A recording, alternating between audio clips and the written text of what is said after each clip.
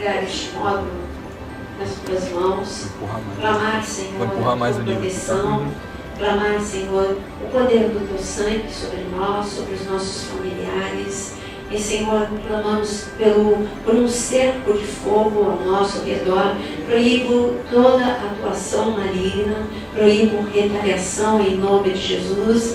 E Espírito Santo de Deus, conduza-nos dando-nos armas, dando-nos estratégia para a guerra que nós estamos vivendo nesses últimos dias, em nome de Jesus. Amém.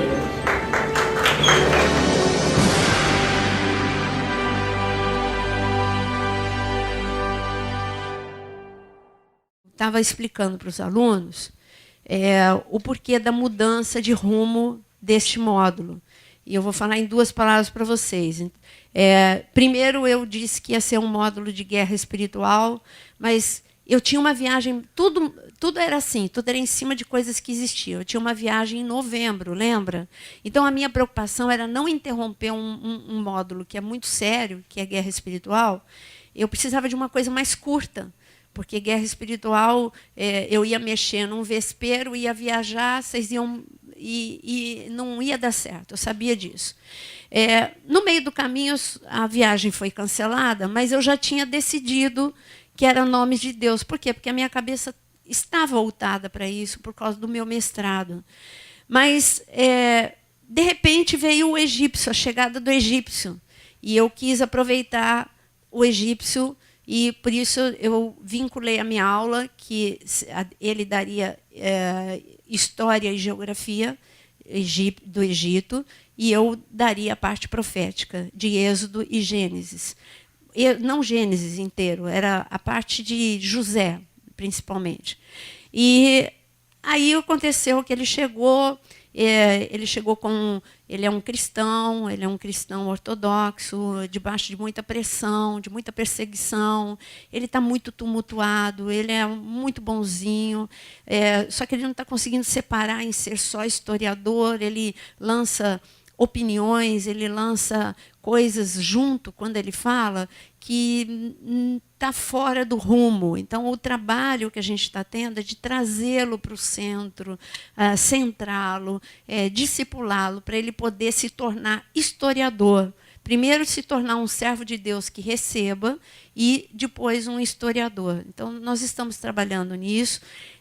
As informações dele têm coisa boa, mas ele entra por aí. Quando eu sentir que ele está melhor, ele entra. Ele vai ser aluno desse módulo.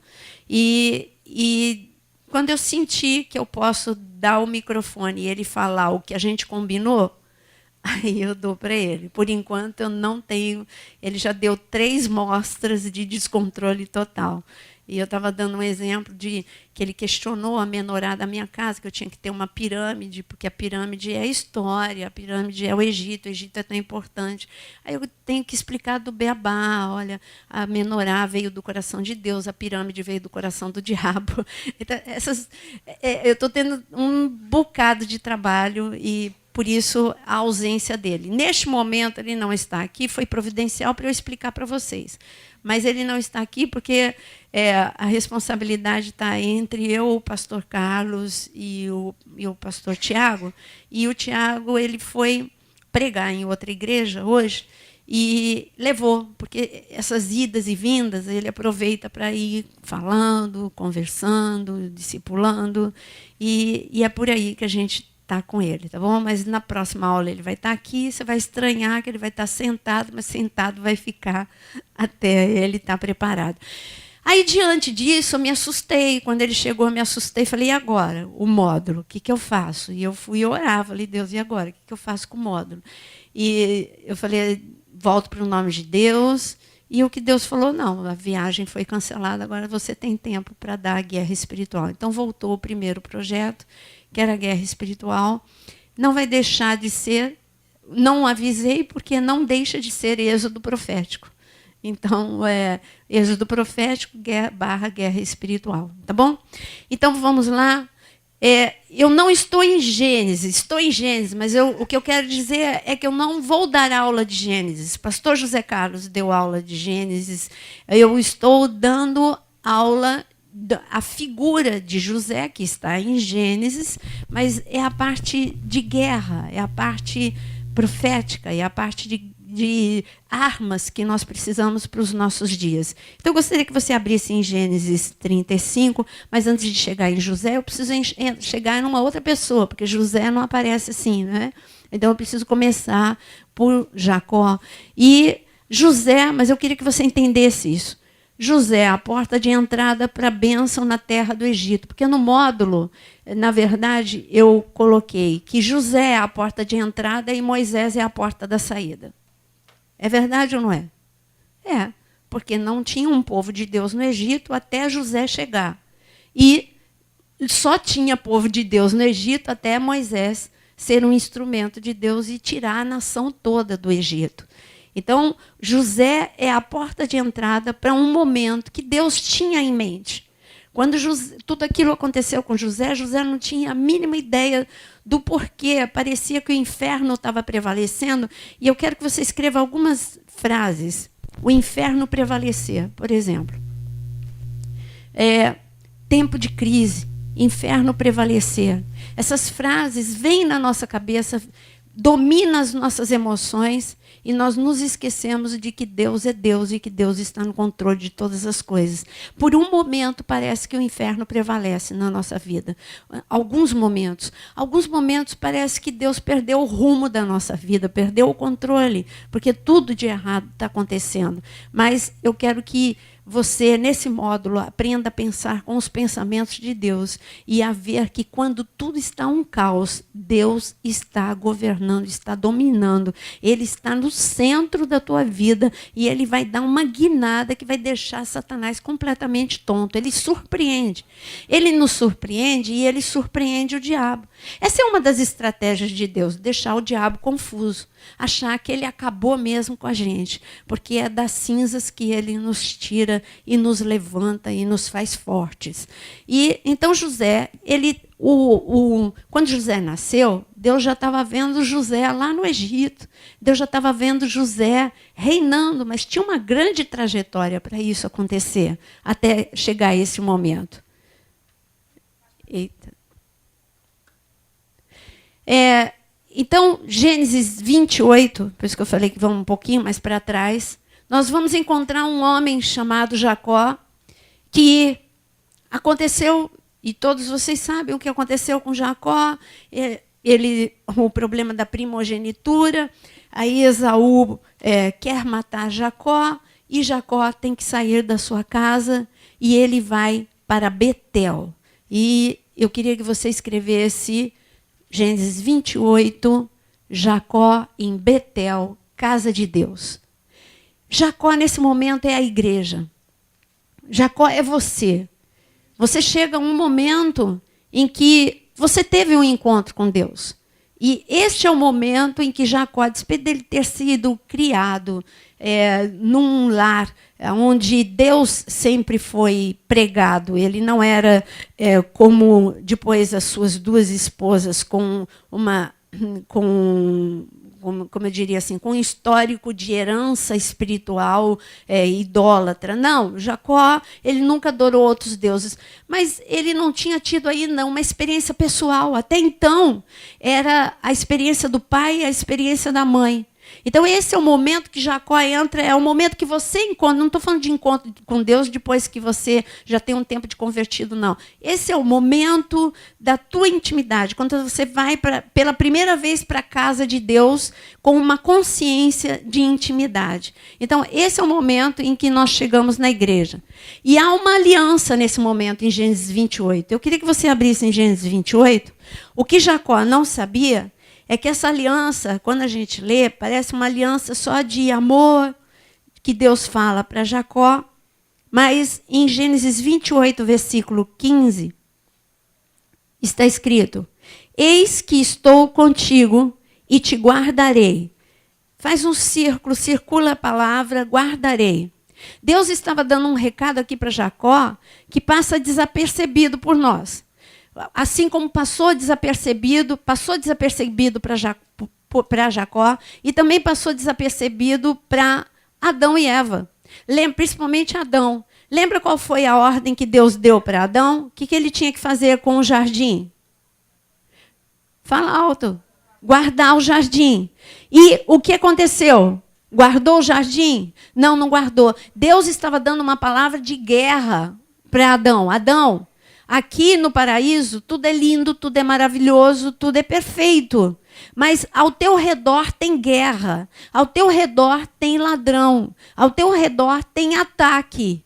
Se fosse um lugar que não tivesse ataque, Deus não usaria a palavra guardar. Eu só tenho que guardar algo que está em perigo. Você concorda comigo? Então, quando Deus usou essa palavra para Adão, era uma palavra avisando, você está em guerra, e Adão não percebeu isso. Assim como ele falou com Jacó, Jacó, eu sou contigo. Essa é uma palavra linda, de consolo, de edificação, de consolo. Mas a segunda palavra que ele disse, eu vou te guardar. Por que Deus precisava guardar Jacó? Porque havia guerra. Que guerra que havia contra Jacó? Jacó era herdeiro. Satanás sabia disso. Satanás viu quem nasceu primeiro. Satanás viu que na verdade, havia uma bênção especial sobre Jacó. Ele viu Esaú, mas ele viu Jacó. Como que Satanás viu algo especial em Jacó? Porque quando o reino espiritual, ele te enxerga do jeito que você é. Você pode ser uma coisa para a sociedade. Você pode ser uma coisa para as pessoas. Mas para o mundo espiritual, você não pode mentir. Se você é carnal, ele enxerga e ele fareja. Eu já disse para vocês que eu nunca vou esquecer uma vez, há trilhões de anos atrás, quando a gente estava em Goiânia e uma pessoa endemoniada chegou perto da gente como um animal e começou, e em cada um de nós que estava fazendo a libertação, e chegou e começou a farejar, assim, cheirando. E eu falei assim... E ele liberou essa palavra, que não estava sentindo cheiro de carne. E eu vi o quanto isso é real. Aquela pessoa possessa, farejando a gente, era como que se Deus tivesse permitido que a gente visse isso para ver como isso é real. Então, para as pessoas, você pode estar vestido como um cristão, se comportando e falando como um cristão, mas se você é carnal, Satanás, ele sente o cheiro de carne. Satanás, ele vê que você não está com vestes espirituais, como eu venho falando há tantos módulos para vocês. Então, Satanás, na verdade, o que ele enxergava? Que Esaú era completamente fútil e carnal e infantil. Esaú, ele era movido por desejos. E ele viu que Jacó, a despeito de ter os seus defeitos, a despeito de também faltar maturidade, faltar segurança, ele viu que Jacó era diferente, que Jacó era um adorador, que Jacó, ele tinha algo especial, que Deus o visitava e o guardava de uma forma especial. E quando ele viu que Jacó saiu, ele falou, eu preciso destruir esse herdeiro. E por isso que Deus falou, Jacó, eu vou te guardar. Então, uma palavra em guerra espiritual muito importante é guardar. Nós precisamos guardar o que Deus nos dá, mas nós precisamos ser guardados por Deus. Tá? Então, aqui a palavra guardar, e ele disse, por onde quer que fores, e te farei voltar a esta terra. Essa também é uma outra palavra muito forte. Te farei voltar. O que Deus estava mostrando para Jacó é sozinho você não vai conseguir. Tem uma guerra intensa para você voltar para a terra prometida. E só com a minha ajuda que você vai voltar. Assim como Deus liberou mais tarde para Moisés a palavra, eu vou tirar esse povo. Com mão forte, com braço estendido. Sou eu que vou tirar esse povo. Deus deixou muito claro para Moisés que a guerra era de nível superior. E aqui ele está dizendo a mesma coisa para Jacó. Porque Deus não olhava só para Jacó. Deus olhava já para Jacó olhando para uma nação. Porque a partir de Jacó viria uma nação. Esse era o problema. Ali estava uma luta por uma nação que viria a ser bênção para todas as nações, que viria a espalhar o reino de Deus e introduzir o reino de Deus por onde quer que passasse. Então ele disse que só com a ajuda dele que ele voltaria, e ele disse, porque não te desampararei. Aí é uma palavra de consolo, uma palavra de força, até cumprir aquilo que te hei referido. Grifa a palavra cumprir. Existe para cada geração cumprimentos de Deus. Existe para a nossa geração alguns cumprimentos proféticos de Deus. Existe um cumprimento para a liderança, o que Deus quer a nível ministerial nesta nossa geração. A nível ministerial, Deus quer liberar uma unção, como eu venho falando há muito tempo para vocês, uma unção de guerra espiritual, uma unção de sinais, prodígios e maravilhas, como nós nunca vimos antes, e para isso ele precisa preparar a liderança. Então, ele vai cumprir isso. Se você está ouvindo e se preparando para isso, aí é outra história. Mas que ele vai cumprir naqueles que estiverem antenados com ele. Então, existe esse cumprimento profético para a nossa geração. Existe o cumprimento profético do grande avivamento. Agora, dia 31, o Jonas está saindo com um grupo de homens e ele está indo para Guatemala. Porque eu não sei quantos aqui foram meus alunos na época em que eu mostrei um vídeo chamado Transformação e que hoje nem precisa mais ter o vídeo, está disponível de graça no YouTube.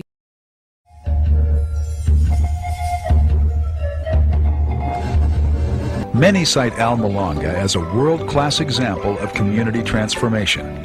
It may very well be. As many as 8 out of 10 residents now consider themselves born-again Christians. But it hasn't always been like this. Just 20 years ago, Almolonga was a dark and dangerous place. Suffered from poverty, violence, ignorance, and besides that, alcohol was the main problem. If you would go to Almolonga 20 years ago in the morning, 7 a.m., and walk the streets of Almolonga, you would have encountered many, many men just lying on the street because they were totally drunk. We had many jails because there were so many problems. Chief of Police Donato Santiago recalls that people were always fighting. Officials built 4 jails, but even they couldn't contain the problem. Overflow prisoners were routinely bused to a nearby city. Domestic violence was especially pronounced. Pastor Mariano Riscaje, one of the key leaders of Almolonga's spiritual turnaround, has similar memories. I was raised in misery. My father sometimes drank for 40 to 50 straight days. We never had a big meal, only a little tortilla with a small glass of coffee. My parents spent what little money they had on alcohol. In an effort to ease their suffering, many townspeople made pacts with folk deities like Pascual Bailon, the Lord of Death, and Mashimon, a powerful patron saint. This syncretism created a powerful stronghold. Although Mashimon took on the form of a wooden mannequin, the spirit behind the idol held tenacious power over the people of Almolonga. During these dark days, the gospel did not fare well. Outside evangelists were commonly chased away with sticks or rocks, while small local house churches were also stoned. On one occasion, 6 men shoved a gun barrel down Mariano's throat. As they began to pull the trigger, he silently petitioned the Lord for protection. When the hammer fell, nothing happened.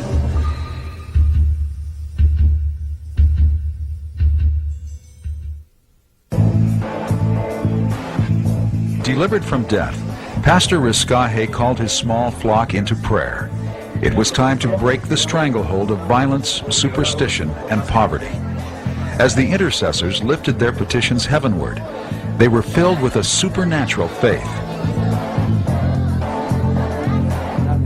We told the Lord, it is not possible that we could be so insignificant when your word says we are heads and not tails. We kept fasting 3 or 4 days a week, and every Saturday we held a prayer vigil. And that was what I think opened the door.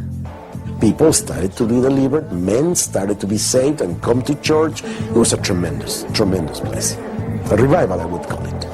And then after many signs and wonders started taking place and a lot of mass deliverances from demonic oppression, churches started growing. Is it true today that when people pray,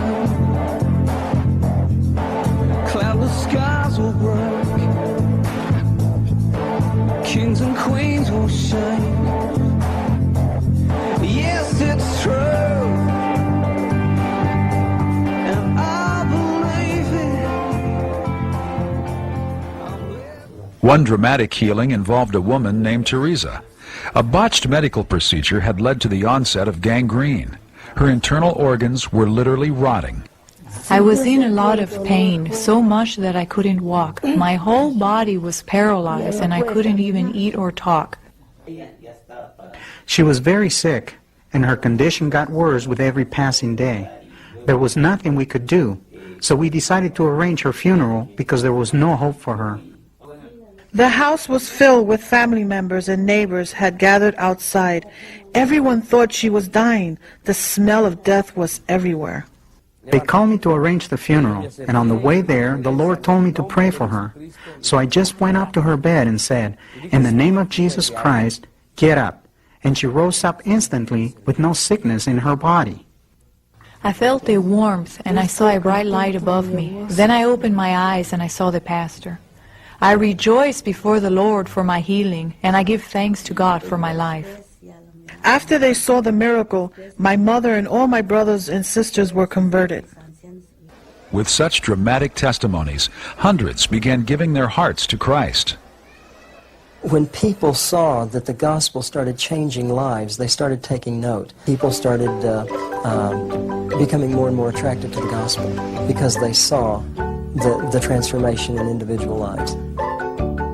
Where once Alma Longa was peppered with bars or cantinas, 36 in all, now there are only 3. Drinking stopped, so did the violence. For 20 years, the town's crime rate has declined steadily.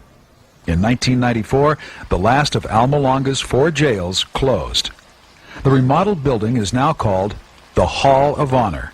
For Police Chief Santiago, these are the good times. You don't have any jails in town now? Ahora no hay ni una sola cárcel aquí en Almolonga. No hay nada. No, we don't have nothing. Because you don't need them? ¿Por qué? Porque no las necesitan. No necesitan cárceles ahora. No, porque no hay gente que cometa delitos. No, because there's no people that do trouble. Sí, no hay más Get delitos themselves in como trouble. antes. No, not like before. Even the town's agricultural base has come to life. For years, crop yields around Alma Longa suffered from a combination of arid land and poor work habits. But as the people have turned to God, they have seen a remarkable transformation of their land. And Almolonga became a fertile valley. It is so fertile that the land is so good. They produce the best vegetables. They get as many as 3 harvests per year. They sell their vegetables to Guatemala, south of Mexico, and El Salvador. Before the spiritual turnaround, growers were exporting 4 truckloads of produce a month. Now they leave town 40 times a week. Nicknamed America's Vegetable Garden, Alma Longa's produce is of biblical proportions. You have to see them to believe. A beet is 4.5 pounds. A carrot is this size. It is just unbelievable. It's bigger than my heart. It's bigger than my heart. Oh, it's the greengrocer of Alma. Intrigued by the dimensions of these vegetables and the town's 1,000% increase in agricultural productivity, researchers from the U.S. and other foreign countries have come to Alma Longa to learn their secret. But the answer is not what they expected. The wisdom that God gave the farmers in Alma Longa produced better crops than the scientific methods yielded. And the farmers constantly give the glory to the Lord for producing the bountiful harvest. Once people were set free, they started working. Once they began to work, they gained financially. They started working the land better, and the land started producing better.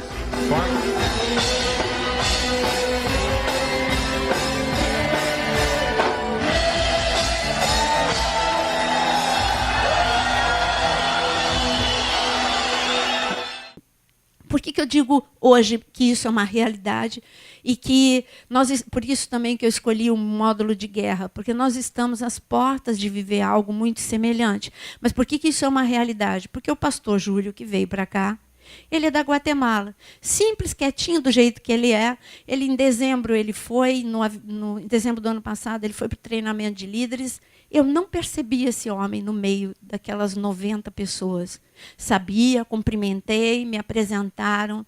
Ele não tentou, sabe, se apresentar, eu sou profeta, eu sou isso, eu sou aquilo. Soube pelas pessoas da nossa igreja, porque eles tiveram um momento muito especial com ele, no momento que eu já estava no meu quarto, recolhida, estudando, e ele, assim, como profeta de Deus, falou o que está acontecendo hoje na igreja de Caxias, para o pastor José Carlos, para a pastora Ana Cristina, enfim, para cada um. Ele falou uma palavra que veio a se cumprir, mas assim, depois ele não me abordou, tipo, me dá uma oportunidade de falar, ou eu quero aparecer. Então, para mim, ele era um pastor da Guatemala, assim, de um pastor da Guatemala. E aí, mesmo depois, o Tiago continuou falando nele, e mesmo ele tendo vindo para cá, e mesmo ele pregando aqui, e a gente vendo a bênção que ele é, eu não vinculei ele ao avivamento e muito menos à igreja. Eu não sei quem daqui me mostrou, não foi ele. Foi alguém que, não sei se foi o pastor João Júnior, alguém que mandou um link, ou o Tiago mesmo, mandou um link e falou, olha a igreja do pastor Júlio. Gente, a igreja, ele é um dos pastores dessa igreja. Tem 40 mil membros. A igreja é algo gigantesco. A igreja tem a sua própria fazenda para dar comida para os necessitados. Planta e dá comida para os necessitados. Tudo isso é resultado de quê? Quando me falaram isso, eu comecei a ver ali o site da igreja e a humildade dele. Ele não entrou na nossa igreja falando, pô, isso aqui não é nada, você precisa ver a minha, 40 mil membros. Em momento algum, ele foi pregar em Xerém, né, Fabinho? E não falou em nenhum momento da igreja de 40 mil membros. Quieto. Isso é pessoa transformada, porque o vídeo transformação fala isso, avivamento é só para pessoas transformadas. Por isso que eu bato na tecla de vocês. Não precisa ficar procurando por aí, não. Avivamento é o teu joelho na tua casa, e não fica procurando gente, não fica procurando igreja diferente, procura Deus. É assim. E pastores se unindo, assim como a igreja do Fabinho se une com a nossa, é esse tipo de união, sabe? Sem denominação, buscando Deus junto, aprendendo junto, orando junto, chorando junto. Isso que leva a esse grande avivamento. Aí, quando a gente viu aquele tamanho de igreja, foi quando eu falei, Jonas, vai lá ver, porque isso aqui é aquele avivamento que eu mostrei para os alunos anos atrás. Olha o resultado, continua até hoje. Vai lá ver, vai lá, leva homens, porque a gente está indo para um passo de construir uma igreja maior, mas nós precisamos, antes do avivamento, antes dessa igreja levantar de tijolo, nós precisamos que os líderes daqui, eu falei, vai ver como é que são, vai ver qual foi o caminho deles. Então, o Jonas está indo, falei, vai só os homens mesmo, mulher às vezes perde o rumo, vai fui eu mesmo que incentivei isso aos homens, é verdade, porque mulher perde, às vezes fica meio que de turista, essas coisas. Falei, vai só homem, então, por isso que eu estou falando para vocês, esse módulo de guerra é porque nós precisamos, de forma urgente, estarmos posicionados em relação à nossa família, em relação à nossa igreja, e estarmos centrados em Deus, buscando cada dia mais humildade, cada dia mais a presença de Deus. Nós precisamos ser apaixonados pela presença de Deus. Amém? Então, aqui em Gênesis 28, Jacó não sabia que ele estava fazendo uma aliança para um tempo de resistência e para um tempo de guerra. Por isso eu quero agora que você, levante a tua mão, você nesse módulo está fazendo uma aliança agora com Deus. Uma aliança de resistência. Deus vai te tornar mais resistente. Uma aliança, e Deus faz contigo uma aliança de proteção. Deus libera a palavra que ele liberou para Jacó. Ele libera nessa noite para cada um de nós. Senhor, nós queremos nessa noite entrar em aliança contigo. Uma aliança de guerra. Nós estamos entrando numa guerra, nós já estamos dentro dessa guerra de nível superior, mas não estamos sabendo, como igreja, nos comportar dentro dessa guerra. Cada um tem tentado se virar no meio dessa guerra, mas nós precisamos unidos buscar de Ti a estratégia, buscar de Ti sabedoria. Por isso entramos, Senhor, entramos em aliança contigo e pedimos, Senhor, dá-nos mais força, dá-nos mais resistência, dá-nos mais discernimento, discernimento, dá-nos mais sensibilidade. E em nome de Jesus, Senhor, nós sabemos que o Senhor está estendendo, assim como estendeu sobre Jacó, o teu manto, Senhor, de proteção sobre nós, a tua aliança de proteção sobre nós, em nome de Jesus. Amém. Nós vamos voltar em Gênesis 35, porque aí pula um monte. Ele vive tudo aquilo que você sabe na casa de Labão, Jacó, é enganado. Tempo de guerra. Tempo em que o diabo resistiu a Jacó. Tentou roubar Jacó. Tentou intimidar Jacó. Lembra das palavras de guerra que eu dei para vocês? Acho que faz tanto tempo que eu não dou aula, não sei onde eu falei. Mas eu falei, não falei? Antenado aí. Eu sabia que eu tinha falado para bastante gente. Então, foi no workshop de Apocalipse. Obrigada. Eu falei que palavras importantes de guerra, escreve aí. Discernimento espiritual.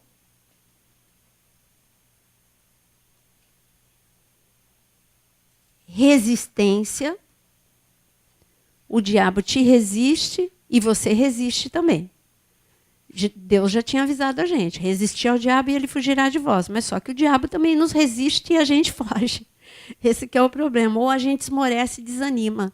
E é um tipo de um braço de ferro. E quando você não conhece a força que você tem do reino de Deus dentro de você, você perece nesse braço de ferro com as trevas. Porque a gente não tem que medir força com as trevas. Nós temos que estar num nível superior. E um nível superior é só com muita busca da presença de Deus. Então, você precisa de discernimento, mas uma outra palavra de guerra muito importante é que o diabo, nessa guerra de nível superior, ele quer te intimidar. Fala comigo, intimidar. É o que ele faz. Por exemplo, se você vê que isso só acontece em guerra de nível superior, vamos pensar em Davi. O que Golias fez com Davi? Intimidou. Eu sou grande, você é pequeno.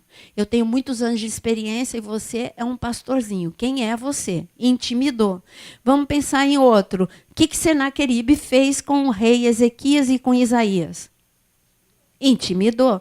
Ele chegou e disse, quem é o Deus de vocês? Eu acabei com todas as nações ao redor. Vocês acham que vai ser diferente com vocês? Eu vou acabar com vocês. E Senaqueribe também intimidou. Só que tinha um nível de força liberada para Davi, que Davi sabia. E porque Davi sabia, ele não ficou intimidado. Ele buscou essa força de nível superior para aquele nível de guerra. E ele disse, não, você que não é nada para mim, porque ele olhou de cima, Davi olhou não de baixo, intimidado, ele olhou de cima, você que não é nada para mim. Mesma coisa, o profeta Isaías liberou a palavra para o rei, não fique intimidado, não tenha medo, Deus é conosco. E por isso Isaías olhou, o rei Ezequias ficou até meio que intimidado, mas o profeta Isaías recebeu a palavra de Deus, não fique intimidado, eu sou com vocês, e bastou um anjo para acabar com aquele nível de guerra. Então, a primeira coisa é, nós ficamos com medo quando coisas começam a acontecer dentro da nossa casa. Isso é normal, isso é natural. Ontem, por exemplo, eu tive uma experiência com o meu netinho e eu tinha acabado... Ontem, que dia que foi? Eu estava aqui na igreja, quarta. E quando eu cheguei, ele já estava dormindo. Mas quando nós chegamos, eu sabia que era para me intimidar, porque, e eu ensurdeço as trevas agora, em nome de Jesus. Eu sabia que era para me intimidar, tipo assim, tem certeza que você vai começar esse módulo? Por quê? Porque quando eu cheguei, até eu chegar, ele estava dormindo como um anjo. Quando eu cheguei, o Mário começou a esfregar o olho, esfregar e gritar, não, não, não. E aquela coisa, olhando fixamente, ele estava olhando algo, ele estava vendo algo que o estava apavorando. E assim, tipo, eu e o Jonas, nós nos sentimos meio que impotentes, por mais que nós clamamos o sangue de Jesus, o poder de Deus, ele continuava vendo. Teve um momento em que eu liberei uma palavra e eu senti que algo aconteceu. O Mário, obrigado, vovó. Mas imediatamente ele começou a ver de novo. Eu falei, não, Deus, não, eu não vou aguentar. Não, eu não mexer com o de casa, não, Deus. Aí a cabeça começa, você é vó, você é mãe. você é pastora, você sabe o caminho que você tem que ir, mas você é avó, você é mãe. Não, Deus, eu não vou suportar esse nível de coisa. Não, Deus. Aí eu já estava tipo assim, meio que os alunos não sabem, eu volto para êxodo profético, eu volto para nomes de Deus, eu tipo querendo negociar com Deus. Tudo isso, gente, são pensamentos relâmpagos. Eu não parei, sentei e comecei a pensar. Eram pensamentos relâmpagos. E quando eu senti que era essa a intimidação, aí que me deu mais raiva. E foi quando nós entramos mais pesado ainda. E aí ele voltou. E quando ele voltou, ele falou algo que eu sempre odiei. Eu falava, fala para a vovó o que você viu. E eu odiei porque foi o mesmo nível de ataque sobre o Tiago, meu filho. E ele falou, eu não posso falar. Eu falei, você pode falar. Sabe por quê? Porque um dia antes eu tinha conversado com o Mário, tinha vindo uma tarefa do colégio e o livro era sobre o Jardim do Éden. Então a gente conversou muito sobre o Jardim do Éden, a serpente, assim, a mentira. E ali eu falei assim, você pode falar sim, Mário. Sabe por quê? Porque quem falou para você que você não pode falar? Porque aí eu já tinha a experiência, o know-how do Tiago, pai. Porque depois ele mesmo me disse que quando ele pôde falar, ele falou assim, mãe, é porque falava que ia te matar se eu falasse. Então eu falei, você pode falar, porque o sangue de Jesus guarda, porque o diabo não tem poder para machucar ninguém, você pode falar. Mentiroso é ele, Mário, pode falar para a vovó. Não teve jeito, não falou. E eu comecei a orar, falei, Deus, eu quero que ele fale, ele precisa liberar. Aí eu comecei hoje de manhã, quando ele acordou, ele falou, ora por mim, vovó. Ele ainda estava apavorado da experiência de ontem. Eu orei. Não, você não orou direito, ora melhor. Aí eu orei. Aí ele foi para o Jonas, ora, vovô. Aí o Jonas orou, você não orou direito. Aí o Jonas orou com mais intensidade. Ele queria que a gente falasse imagens para ele se sentir seguro. Aí eu entendi. Eu falei, Deus, anjo na porta do quarto, anjo segurando a cabecinha do Mário. Aí eu entendi que não podia ser uma oração adulta, eu tinha que orar, ele entrar na guerra, né? Aí eu baixei o nível e orei com a linguagem dele.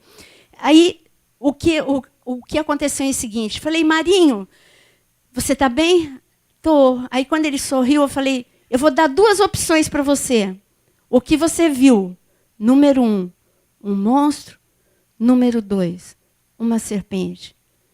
Aí ele apontou rápido e eu não sabia o que ele tinha apontado. Olha o terror, entendeu? E ele apontou rápido. Pode falar, Marinho? Não vou falar, não. Só mais tarde, mas muito mais tarde, perto dele ir para a hora do colégio. Ele falou, no meu ouvido, vou te falar um segredo. Falei, pode falar, Maria. É a cobra. Entendeu? É esse nível de guerra que a gente está. Por que eu estou contando essa experiência? Porque aqui tem muita gente que tem criança.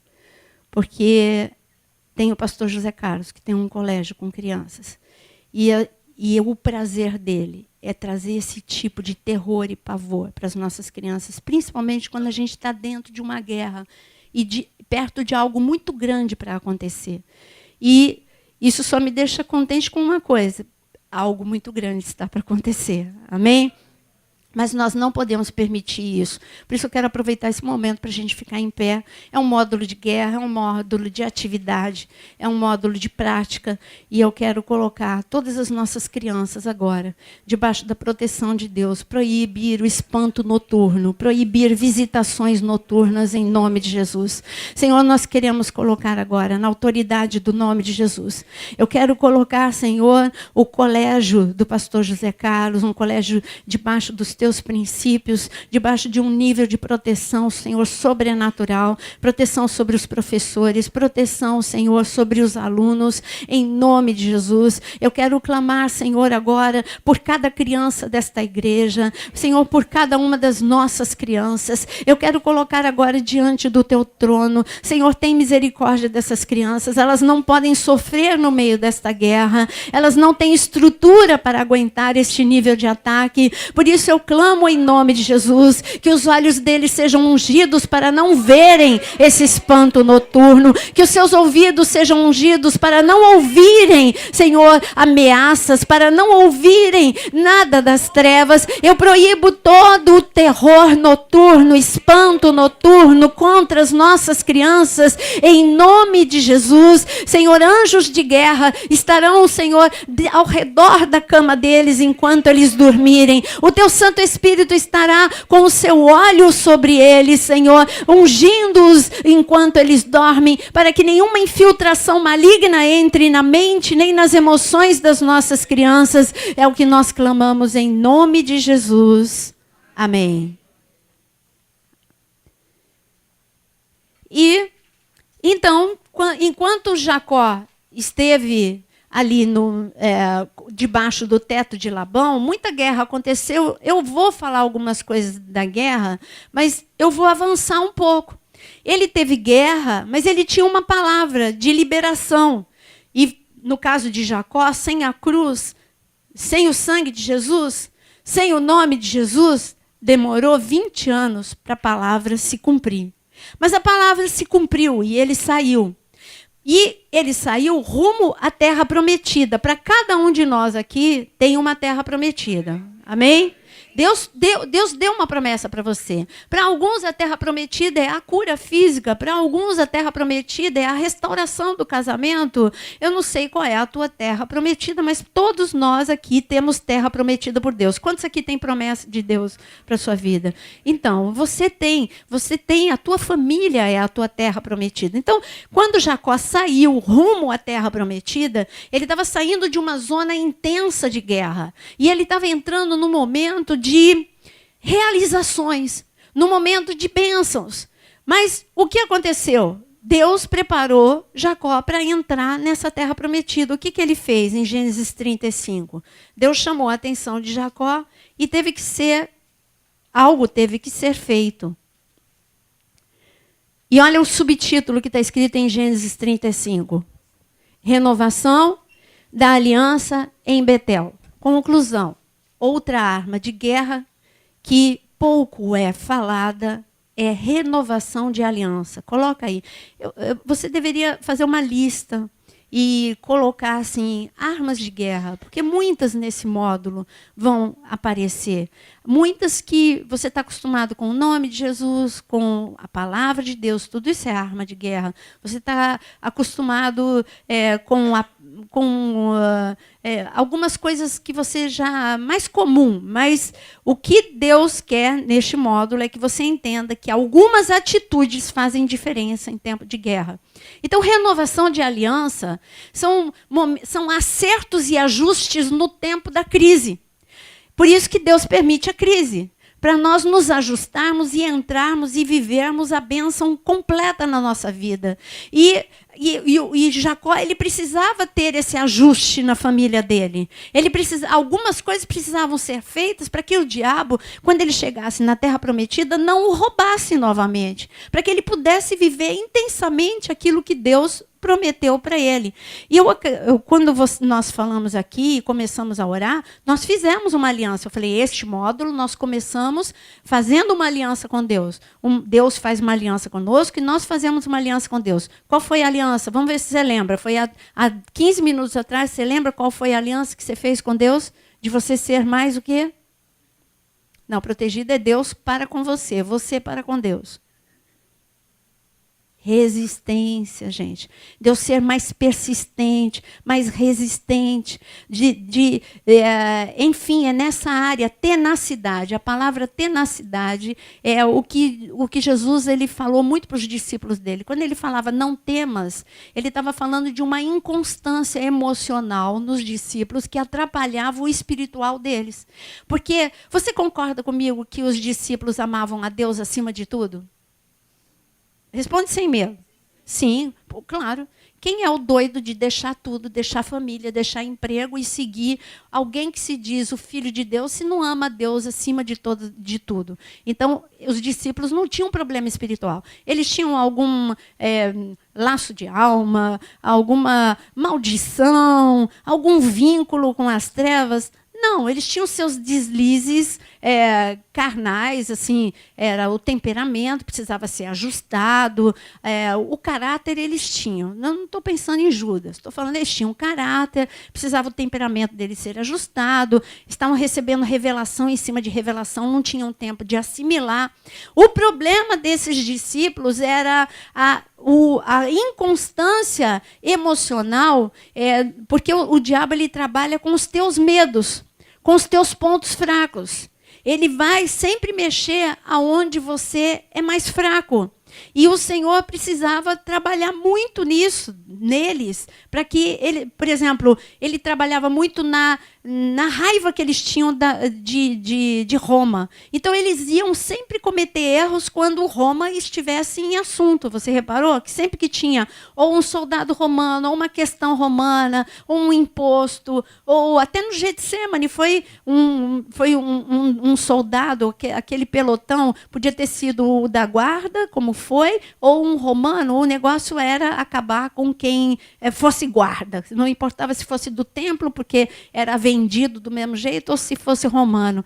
Então, o que o Senhor o que você fez uma aliança com Deus nesse módulo, de ter mais tenacidade espiritual e emocional, de ter mais ousadia, porque quando você se propõe a viver uma vida de maior constância, Deus vai derramar mais unção sobre você. Amém? Foi quando Davizinho deixou as suas fraquezas, seus problemas familiares para trás e deixou e falou: eu decido obedecer a Deus, eu decido enfrentar Golias. Foi quando a força e a unção veio sobre ele, tá bom?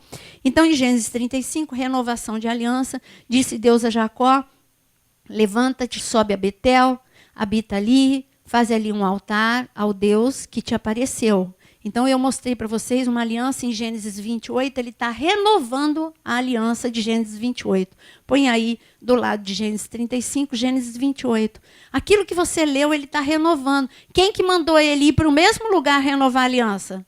Deus. Então, isso não partiu de Jacó. Então, eu posso dizer que eu posso afirmar 100% de certeza que renovar a aliança é um princípio bíblico. É bíblico, está aqui. E foi Deus mesmo que convidou Jacó a voltar para o mesmo lugar e renovar a aliança. E aqui ele diz para Jacó, ele diz, então disse Jacó, versículo 2, a sua família e a todos os que com ele estavam. Olha o que Jacó falou. Aí não foi nem Deus. Olha que consciência que Jacó tem. E como Jacó sabia o que é ponto de contato, o que é pendência, o que é dívida, o que é que vai te prender. Olha que Jacó, não foi Deus. E Deus disse para Jacó: Jacó, fala para a tua família e para todos que vieram junto com a tua família para se desfazerem daquilo que não é do meu reino. E ele diz aqui, não foi Deus, foi Jacó que tinha essa consciência. E ele diz à sua família e a todos os que com ele estavam: lançai fora os deuses estranhos que há no vosso meio. Purificai-vos. Grifa, purificai-vos. Grifa, lançai fora. Purificai-vos e mudai as vossas vestes. Esses 3 pontos são armas de guerra. Vamos lá. Qual é o primeiro ponto? Não, lançar fora. Lançar fora. Lança fora. De vez em quando a gente tem que fazer isso na casa da gente, sabia? A gente tem que dar uma olhada de novo, porque por mais que a gente analise, coisas vão se infiltrando, coisas aparecem. Então eu vou te dar um outro exemplo de lançar fora. O egípcio veio, eu nem contei essa para o pastor Pepeu. Então, quando ele me entregou o papiro era moleza, eu vi que aquilo era um ponto de contato, que ali tinha demônio, que ali tinha... então, sem piedade nenhuma, eu dei para o pastor Osano, falei: corta. Aí, né? Cortou, né? Queimou, né? Então, aí tudo bem. Isso era moleza. Mas ele me deu uma pulseira. Gente, uma pulseira linda. Linda. E a pulseira não tinha uma... Eu nem te mostrei a pulseira, mostrei? A pulseira não tinha nada. Era uma flor com pedra, uma pedra azul linda, até assim, semi-preciosa, mas muito bonita. Sabe o que é muito bonita? Olha que eu sou chata, hein? Eu sou enjoada. Mas era muito bonita.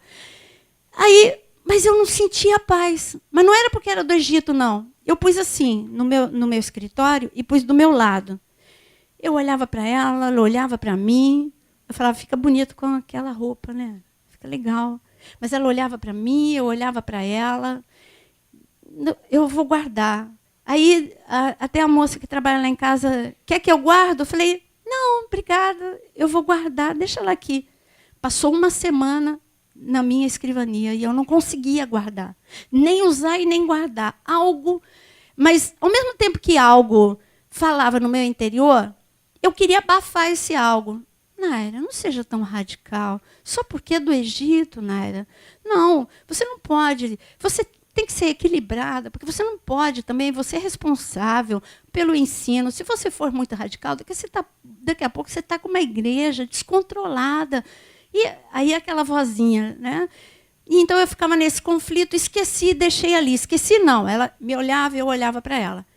Aí a Marcela, minha nora, teve um sonho. E ela falou assim, sogra, eu tive um sonho que eu, você e o pastor, nós ganhávamos 3 flores. Essas 3 flores eram de macumba. E a gente tinha que jogar fora. Mas a sua não era. A minha e a do pastor, era claro que era de macumba. A sua não, a sua era muito linda. E porque era bonita, por um momento você até cogitou ficar com ela. Gente, eu nem pensei na pulseira. Não, de verdade, não pensei. Ela falou isso, eu falei, poxa, tendo tanto sonho com obra de macumbaria, então vamos orar. Peguei Marcela, Tiago, Jonas, fomos orar, quebramos toda a obra de macumbaria, de feitiçaria. Então, para mim, as flores estavam representando obras de macumbaria e de feitiçaria. Que a minha era bonita, eu não liguei para isso. Passou 3 dias do sonho. Aí a Marcela sentou na minha cadeira para ver alguma coisa no computador, e assim, discreta do jeito que ela chamou o Tiago, Tiago, olha a pulseira da tua mãe. Aí, o que foi? É essa flor que eu vi, é essa que ela estava na mão. Aí eu estava dando aula, alguma coisa, e quando eu cheguei, ela já me esperando na porta. A pulseira! Eu, o que? Calma, o que é a pulseira? A flor bonita. É a pulseira, é idêntica, as pétalas são iguais, tudo é igual. Eu quebrei, joguei no lixo. Entendeu? O diabo, ele vai entrar de forma sutis. O egípcio tinha um propósito ruim? Não. Quem tinha era uma potestade lá do inferno, lá no Egito, que queria algo para ser introduzido na minha casa. Entendeu? É tudo muito sutil, é coisa de nível superior. Não pense em pessoas, porque o egípcio é um amorzinho. Se ele puder, ele dá a calça que ele está vestindo para você. Ele é um amorzinho, não tem nada com ele. O negócio é quem estava por detrás disso. E não é possível uma pessoa... Gente, pena que eu não tirei a foto. Eu fico assim, eu tenho esses rompantes. Eu quebrei em 3 para ninguém pegar do lixo. Então, mas é uma flor tão diferente que não tinha como a Marcela sonhar com aquela flor. Nós não temos essa flor. Ele é.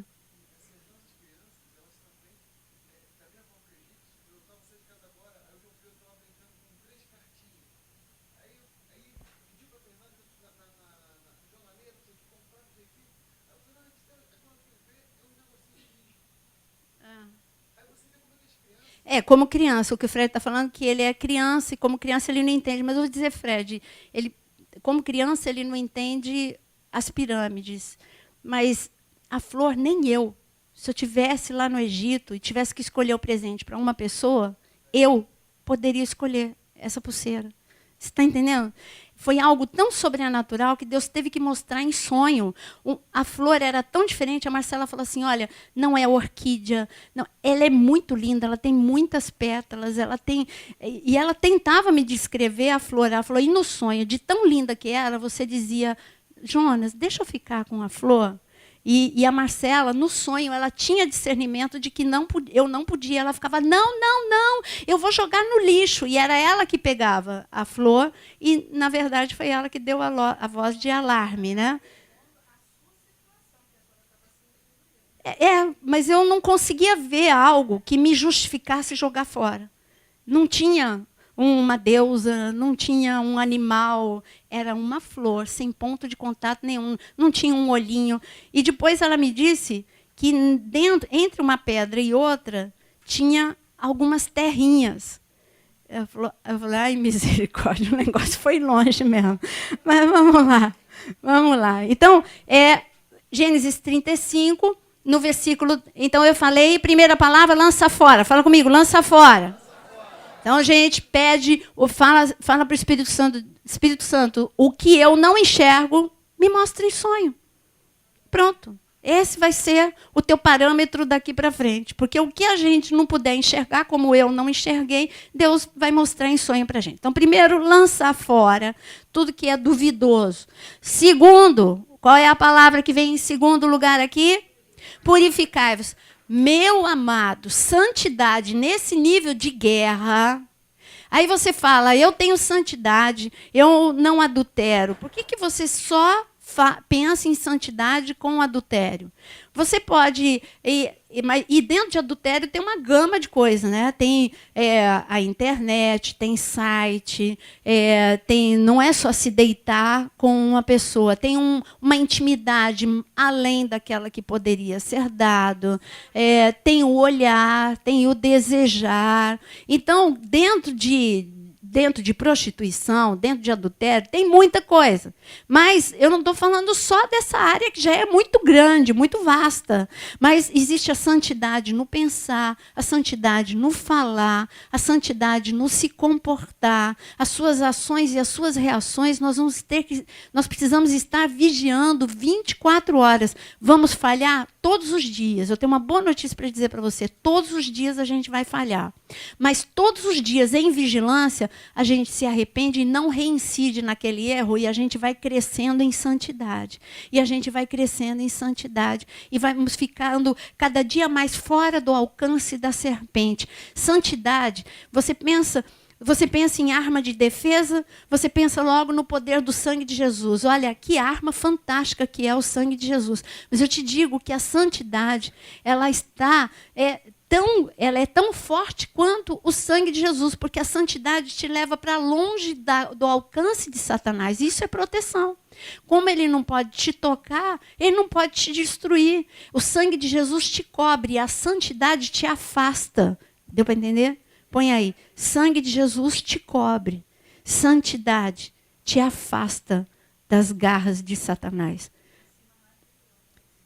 Aproxima de Deus e te afasta de Satanás. Então, quanto mais próximo de Deus, por isso que João Batista, que estava num nível de guerra altíssimo, ele disse, menos de mim, mais de ti.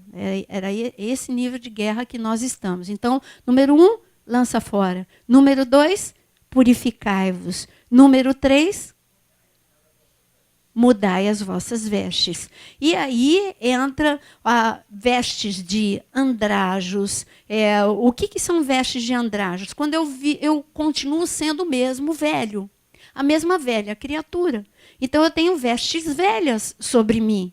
Porque eu tenho um Deus, eu sirvo um Deus, você serve um Deus que ele se renova a cada manhã, as suas bênçãos se renovam a cada manhã, a sua misericórdia se renova a cada manhã. E eu não posso ficar atrás, eu preciso ser nova criatura todos os dias. Agora, se eu ficar sendo o mesmo de antes de me converter, eu vou estar com vestes velhas sobre mim. Será que isso tem base bíblica? O que Jesus disse? Não adianta você pôr remendo de pano novo em veste velha.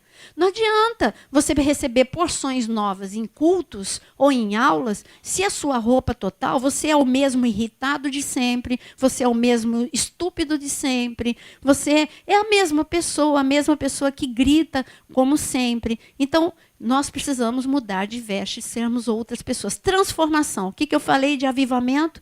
Avivamento é transformação. O início de um avivamento é quando uma igreja entende que ela precisa se arrepender e precisa ser transformada. Então você entendeu? a aliança, por isso que eu pus essas duas alianças perto, Gênesis 28 e Gênesis 35. Foram 2 níveis, 2 etapas na vida de Jacó. Uma, ele estava muito infantil. Conseguiu ver a diferença aqui em Jacó? Em uma...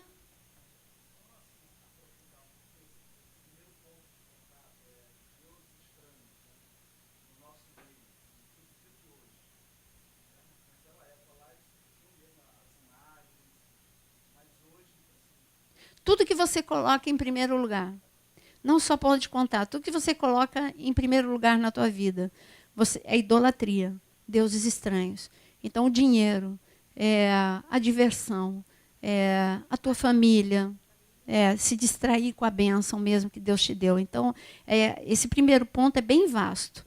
Ele é realmente um ponto que é para a gente dar uma guinada e dar uma mudada. Deus tem que ser a prioridade da nossa vida. Ele tem que estar acima do cansaço, tem que estar acima de todas as coisas, né? Eu estou falando com um nível de aluno que na minha concepção, vocês fazem isso. Porque para você sair de casa chovendo, numa quinta-feira, depois de uma semana, que já, se você é solteiro, você estava aqui terça, aí, né, aí, que nem aqui a Renata, estava aqui terça, com workshop, a pastora também, é a mesma. Então, ontem, no culto de quarta, e hoje, na quinta, e amanhã, no culto de mulheres, né, e eu vou estar domingo no RRA de jovem. Então, quer dizer, então, se eu vejo que o aluno do CTPA são pessoas que abrem mão de coisas para estar aqui. O horário não é fácil, eu sei. O trânsito não é fácil. Enfim, nada propicia para você vir. E quando chove, então, se não chove é trânsito. E quando não chove é calor. Vai ter sempre alguma coisa, né? Então, eu queria que você visse aqui qual é a diferença que você vê desse primeiro momento em guerra espiritual e esse segundo momento em Jacó. O que você vê em Jacó? Maturidade. Aonde vocês viram maturidade? Ele mesmo, ele participa. Agora ele tem entendimento. Põe aí, discernimento. Jacó está maduro e recebeu discernimento do que ele tinha que fazer. Antes, era só Deus falando para um bebê. Depois de 20 anos apanhando, ele aprendeu e ele teve discernimento do que podia trazer derrota para a vida dele. Ele teve discernimento não só aqui, como ele teve discernimento que ele tinha que, põe aí o quarto passo, consertar.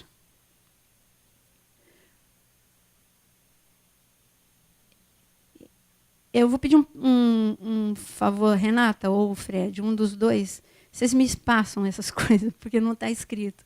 Aí, para eu poder passar a apostila depois. Passa para mim essas coisas, tá? Então, o quarto... Aí você não colocou a primeira etapa, lança fora. A segunda etapa, purificai-vos. Terceira etapa, troca as vestes. Agora eu estou falando da quarta etapa, em guerra espiritual. O que está escrito? O que está escrito? Não. O que eu falei? Consertar. Ele teve discernimento que ele precisava consertar a vida dele. O que ele fez? Você que já leu Gênesis, já teve aula de Gênesis, o que ele vai fazer com o irmão? Consertar.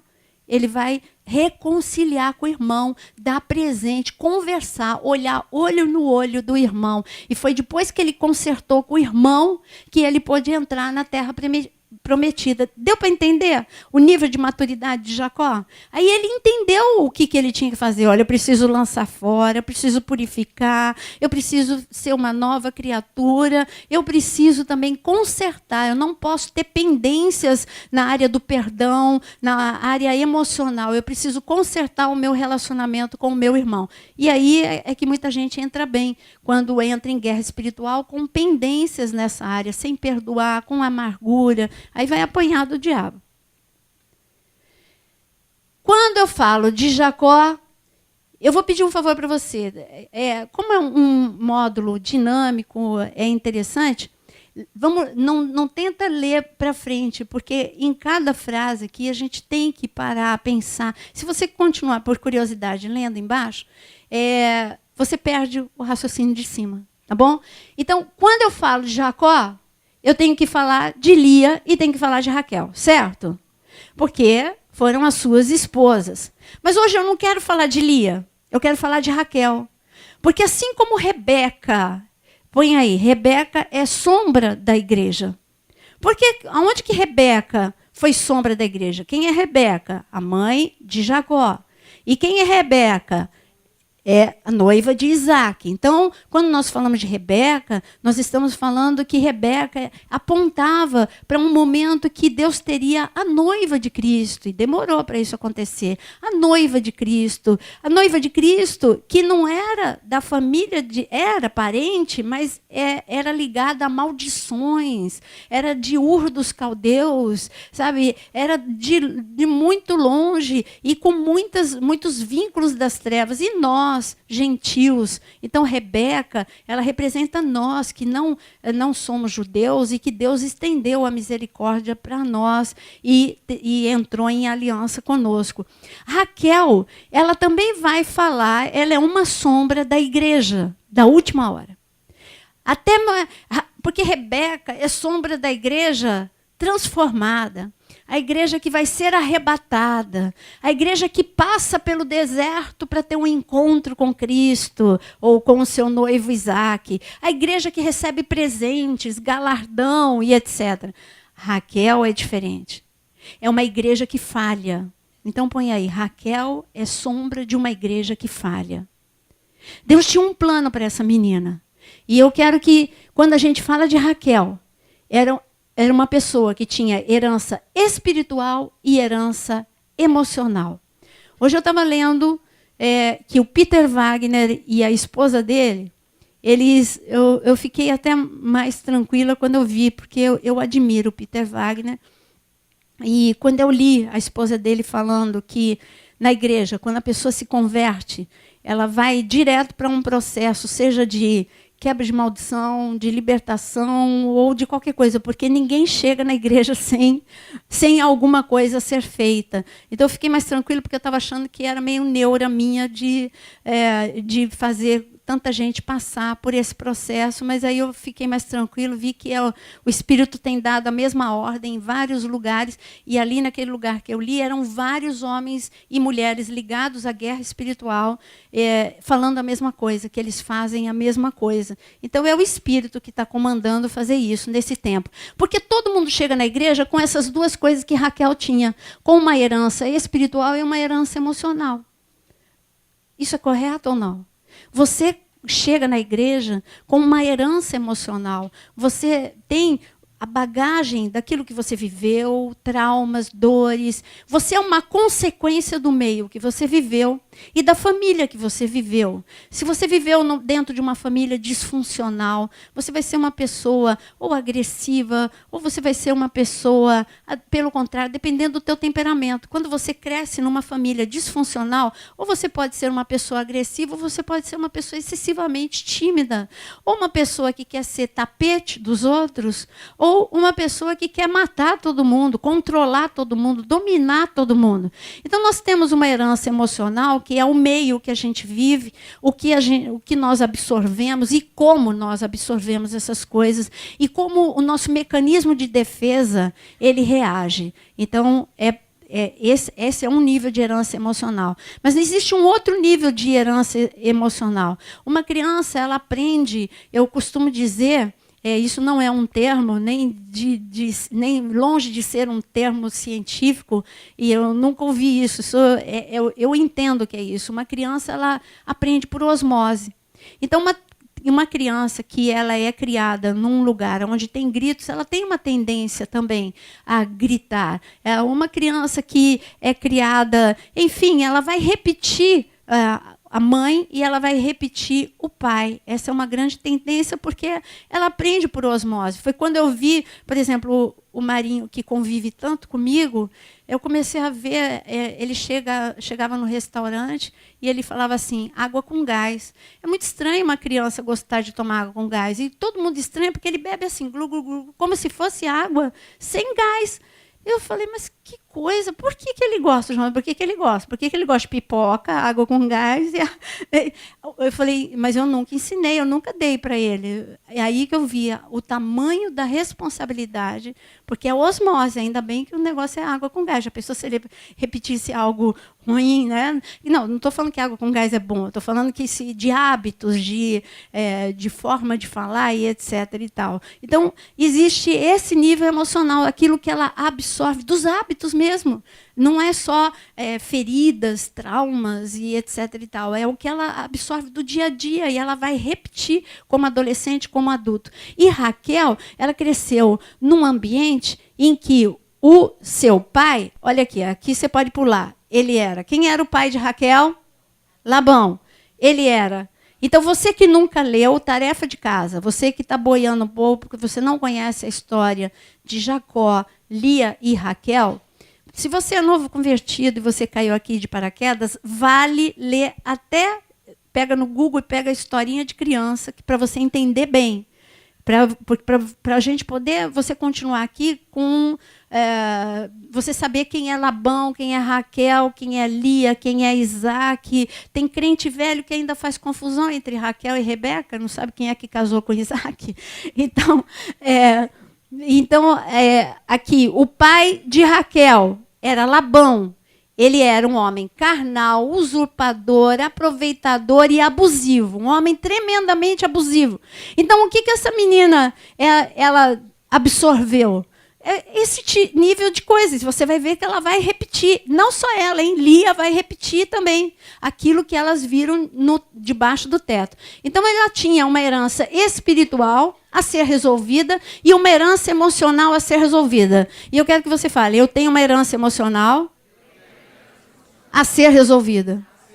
Eu tenho uma herança espiritual a ser resolvida. Só há uma solução para a gente. Jesus. Ser nova criatura. Então, quando eu tenho eu sou isso por causa disso. Mas peraí, em Cristo Jesus ele me cura, ele me restaura. Eu posso ter a mente transformada através da palavra de Deus. Então eu não preciso mais pensar como eu pensava. Eu não preciso mais agir como eu agia. Mas você precisa resolver. E para você resolver, você precisa reconhecer que você tem um problema. O problema de pessoas que entram. Eu tenho um chamado para a libertação. Eu tenho um chamado para a guerra espiritual. Mas você não resolve a tua vida. Você não resolve, você não reconhece que você tem uma herança emocional. Raquel não reconheceu que ela precisava resolver problemas com Deus, entre ela e Deus, que ela tinha uma herança emocional a ser resolvida, que ela não podia repetir no seu dia a dia o que ela via debaixo do teto da casa dela, e que ela tinha uma herança espiritual a ser resolvida, que eram maldições, que eram vínculos e tantas outras coisas. E você vê que ela não resolveu nenhum dos dois. Aonde que eu vejo Raquel encrespada espiritualmente? Quando ela pega um ídolo da casa do pai dela, quando ela vai embora, porque aquilo vai me dar, é uma viagem tão longa, eu nunca saí da casa do meu pai, da minha mãe, esses ídolos, o meu pai e a minha mãe sempre adoraram, eu vou levar, não faz mal, é pequenininho, não faz mal, isso me dá segurança. E ela levou, ela tinha algo espiritual a ser resolvido. É como pessoas que teve uma vida sexual superativa e nunca renunciou às alianças. Você está levando para o teu casamento o teu ídolo. Aí você vestiu uma veste de homem ou de mulher de Deus e esqueceu que você nem sempre foi assim. E que você precisa declarar, você precisa chegar diante de alguém que você confia e fala, ora por mim, eu quero me desfazer. Você não precisa. Quem que não teve uma vida antes de encontrar Jesus? É só você falar, olha, você não precisa citar nome, você não precisa contar história nenhuma. É só você falar, olha, eu quero desfazer todo o laço, toda a aliança de todo envolvimento sexual que eu tive, desde a minha adolescência até a minha idade adulta. Vamos, ora comigo, pastora, ora comigo, pastora. E você precisa, nós precisamos nos purificar. Isso também é purificar. Isso é se desfazer de ídolos que você se envolveu, tá bom? Então ela, como eu disse, ela era fruto, ela tinha, assim, uma herança espiritual e uma emocional que afetou o destino de Raquel. Afetou ou não afetou? Ou era plano de Deus que ela morresse antes de entrar na Terra Prometida? Não. Deus queria que Raquel vivesse muito, que Raquel visse José, que Raquel crescer mais ainda. Tudo bem que José já era nascido e já estava numa idade, assim, já era um rapazinho. Mas ela não viu José, ela não curtiu José adulto, ela não viu José governando no Egito, ela não viu Benjamim crescer, ela não viu nem Benjamim nada, ela viu a carinha de Benjamim e morreu. Ela morreu no parto, entendeu? Então, a vida dela ministerial foi encurtada. A vida dela, porque ela foi chamada para ser líder. Você concorda comigo? Que os patriarcas da nação de Israel são os líderes de hoje. Não, esquece o título patriarca, que tem gente que ama esse título patriarca. Estou falando de líder. Eu estou falando que Raquel era mãe de líderes e Raquel era uma líder. Quem concorda que Raquel era uma líder e que Raquel era mãe de líderes? Você é um líder e você é pai e mãe de líderes. E o diabo não quer que você... Ele quer encurtar a tua vida ministerial. Ele quer cortar. Ele quer encurtar, inclusive, a tua vida familiar. A família, ela foi roubada da família. Tudo dela acabou simplesmente. Ela morreu. Quem veio para matar, roubar e destruir foi Satanás. Ele vive ainda. Ele não morreu, ele não foi preso ainda, ele vai ser preso, ele foi derrotado na cruz do Calvário, mas ele ainda está ativo para destruir líderes como ele destruiu Raquel. E aqui, Raquel é um nome Rahel, em hebraico, então, só para reforçar, filha de Labão, sobrinha de Rebeca, casada com Isaac, irmã mais nova de Lia, esposa favorita de Jacó, mãe de José e de Benjamim. Ou seja, olha só quanta coisa bonita que tinha para Raquel. A amada, o marido apaixonado por ela. Deus não deu qualquer filho para Raquel. Deus deu José para Raquel. Deus deu Benjamim para Raquel. Entendeu? Deus tinha algo muito sério com Raquel. E Raquel jogou na lata do lixo, porque ela não resolveu a sua herança espiritual e a sua herança emocional. O seu pai que levou essa herança para a vida dela, a herança espiritual e a herança emocional. Até aqui, tudo bem?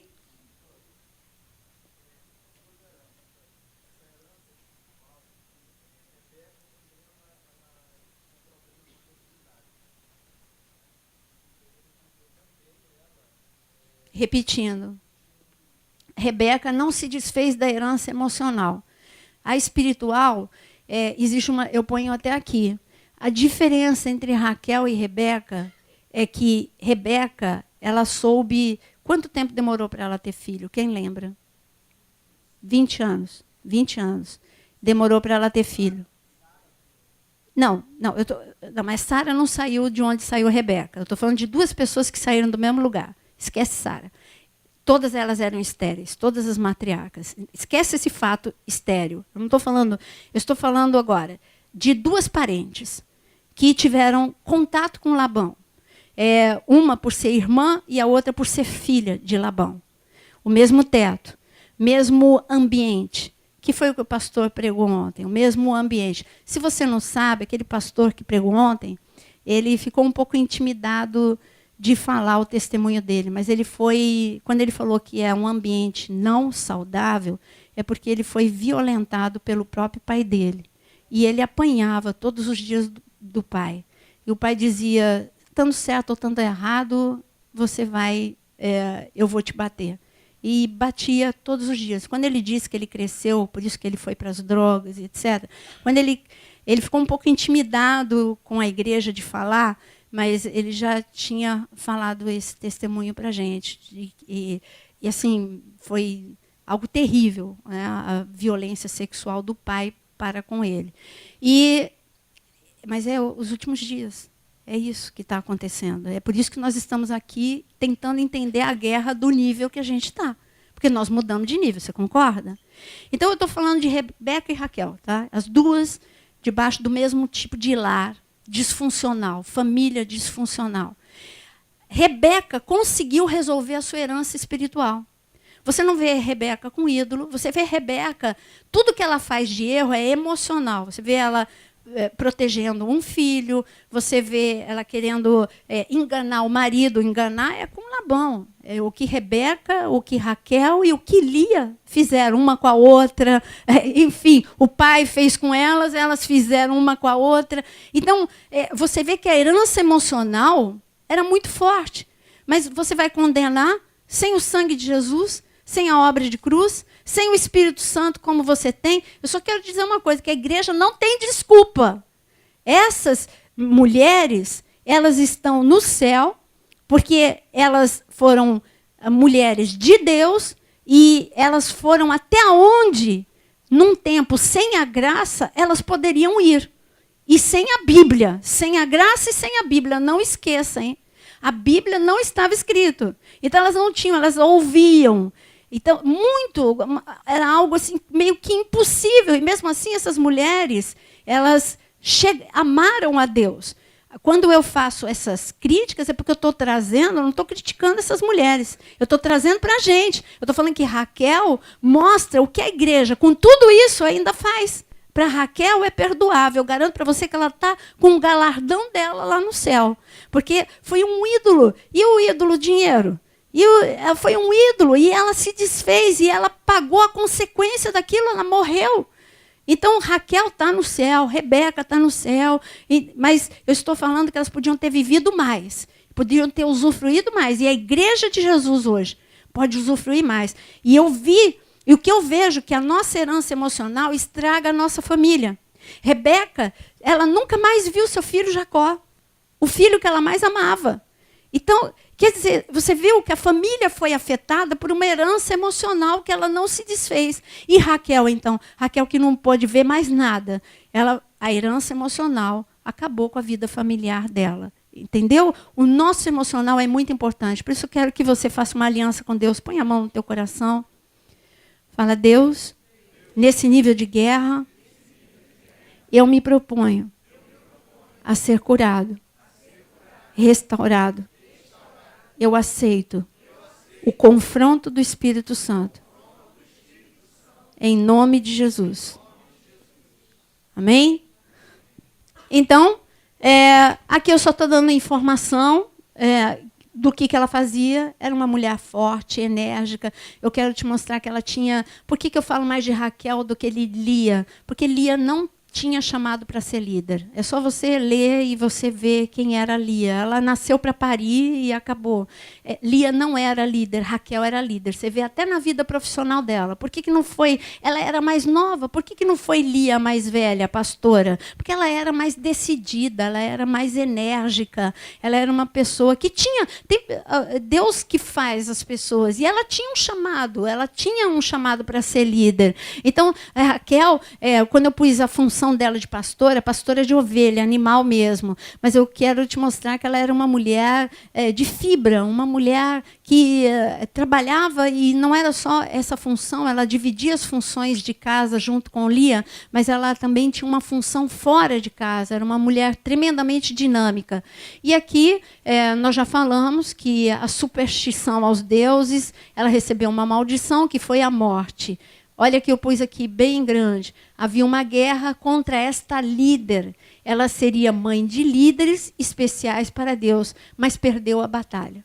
Sua vida foi interrompida. Ela não chegou a entrar na terra prometida.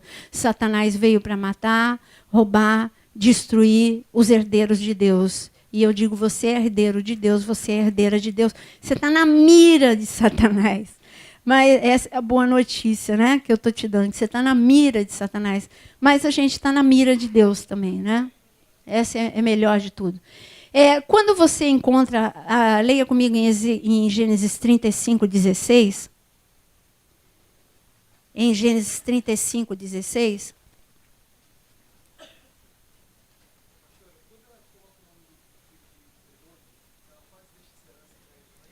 Também.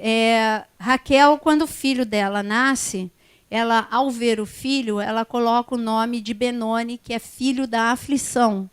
E você vê como ela estava em baixa, né, emocional, e ela iria transmitir essa herança emocional e espiritual para Benjamim. Imediatamente, Jacó, que já estava maduro, Jacó, que tinha conexão com o céu, teve discernimento espiritual e olha que não foi fácil para ele. Sabe por que não foi fácil para Jacó? Porque a mulher estava morrendo, ele era apaixonado por Raquel, ele queria tudo menos contrariar Raquel, mas o entendimento espiritual de Jacó foi acima, é aquilo. Aí você vê que Deus era a prioridade de Jacó nesse momento. Então, quando ele recebeu o discernimento espiritual, ele imediatamente falou, não, é Benjamim, filho da minha destra. Ele mudou completamente, deu uma guinada, não, esse não vai repetir o histórico emocional nem espiritual. Tá? Eu coloquei aqui só, porque depois eu vou dar a apostila para vocês, em Gênesis 35, 16, ela morre, vamos ler aqui, versículo 16, partiram de Betel e, havendo ainda pequena distância para chegar a Efrata, deu à luz Raquel um filho, cujo nascimento lhe foi a ela penoso. Em meio às dores de parto, disse-lhe a parteira, não temas, pois ainda terás este filho. Ao sair-lhe a alma, porque morreu, deu-lhe o nome de Benoni, mas seu pai lhe chamou Benjamim. Assim morreu Raquel e foi sepultada no caminho de Efrata, que é Belém. Então, Efrata, aqui você tem uma informação que Efrata, ela foi enterrada em Efrata, Belém. Belém é a cidade dos reis. Qual rei que esteve em Belém? Quais reis que estiveram em Belém? Jesus, Davi e princesa também. Teve uma que foi, e a vida dela mudou em Belém. Quem? Ruth. Quando ela soube que tinha comida, ela foi para Belém, Betlehem, casa do pão. E ali a vida dela foi transformada, uma gentia. Então, Belém, casa do pão, é lugar de transformação. E foi um lugar para você ou morrer, aí você fala, mas peraí, a transformação morrer? Você vai escolher. Ou você morre ou você vive. Como foi o caso de Davi. Davi escolheu viver a vida de Deus e morrer para ele. Raquel não morreu para o lado emocional dela. Então, ela morreu até fisicamente. E Jesus não está aí nesse parâmetro. Jesus é Jesus. Mas Ruth, ela escolheu confiar, morrer para os seus desejos, para a sua lógica, e por isso ela renasceu, como ela morreu para a sua lógica, ela renasceu como princesa, ela se casou com Boaz, e a vida dela foi transformada, ela começou a servir o Deus de Israel. Eu estou abrindo um parênteses, porque como a gente está em Raquel morre, é enterrada em Efrata, eu não podia deixar de falar dessas pessoas importantes que passaram por Belém, moraram em Belém. Então, vou repetir, Jesus, Davi, Ruth, Raquel foi enterrada, mas os outros viveram ali. E eu não posso deixar de dizer que a profecia de Miqueias 5 a respeito de Jesus, e eu gostaria que você lesse comigo, para Efrata tem um cumprimento profético. Olha, e tu, Belém, Efrata, posto que pequena entre os milhares de Judá, de ti me sairá o que governará em Israel, e cujas saídas são desde os tempos antigos, desde os dias da eternidade. Então, Jesus, o profeta Miqueias, ele anunciou que Jesus sairia de Efrata. Esse é só um dado no meio aqui da guerra, só para relaxar. A derrota de Raquel. Olha aí. Causas para uma derrota. Raquel, ela acostumou com ser manipulada. E porque ela acostumou ser manipulada, ela não conseguiu controlar as adversidades. Quando as adversidades chegavam na sua vida, o que Raquel fazia? Ao invés, ela tinha pouco controle da sua vida. Raquel tinha muito pouco controle. Então, ao invés de lidar de forma amadurecida e espiritual nas situações difíceis, presta atenção, ao invés de lidar, então, o que é uma arma espiritual? É eu ser maduro e espiritual. Pode acrescentar lá. Então, ao invés de lidar com as dificuldades da vida de forma amadurecida e espiritual, ela se comportou como vítima. Então, quer ser derrotado? Se comporta como vítima da vida.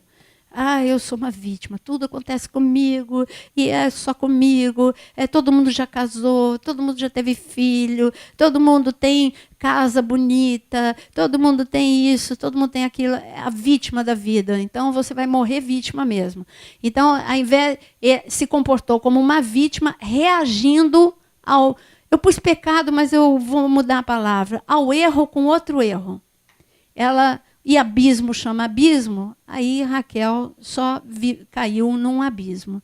Ela reagia erro com erro. Ela não acertava, ela ia na força do braço. E assim ela piorou as coisas quando ela entrou competindo com a irmã, enganando o pai. E por isso que eu digo que ela é sombra de uma igreja que não busca cura. E, portanto, repete comigo, carnal. A igreja que não busca cura é uma igreja carnal, repete, carnal, infantil, estéril, sem transformação. Raquel era isso. Raquel era carnal. Você não vê uma atitude espiritual nas crises. E aí troca mandrágora com a irmã, e troca o marido. Não, tá bom, então você me dá a mandrágora que eu dou o marido essa noite. Você não consegue, quando ela está no ápice da crise, quero ter um filho, ela fala para o marido, dá-me um filho ou morrerei. Quer dizer, aí Jacó falou, mas eu não sou Deus. Você tem que falar isso com Deus. Eu estou fazendo meu papel. Agora, você dá-me um filho ou morrerei, eu não posso fazer nada. Então, ela era carnal, infantil, estéril, literalmente estéril. Ela não podia dar à luz. E uma igreja, ela pode ser desse jeito. Você reconhece a igreja do século XXI? Uma igreja às portas do arrebatamento, mas eu vejo uma igreja tão infantil, tão carnal, tão estéril, tão com esquemas, tão com técnicas. É técnica para tirar oferta, é técnica para isso, é técnica para atrair mais pessoas. É uma igreja, enfim, é uma igreja, eu não posso dizer outra palavra sem isso, uma igreja sem glória, para terminar tudo isso, uma igreja sem unção. Romanos 13, 12. O que nós precisamos nesse momento?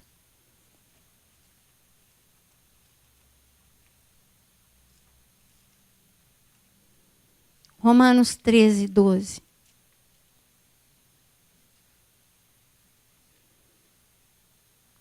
Vai alta a noite. Você crê que esse é o tempo que nós estamos vivendo? Está muito escuro, não está? Entramos na noite. Eu digo que esse é o horário da igreja. Antes, há 10 anos atrás, eu poderia dizer que a gente estava vivendo, eu usava esse termo, 5 para meia-noite. Quem lembra, em seminário, eu falei, a gente está vivendo 5 para meia-noite. Não, mas agora a gente já entrou, falta 30 segundos para meia-noite.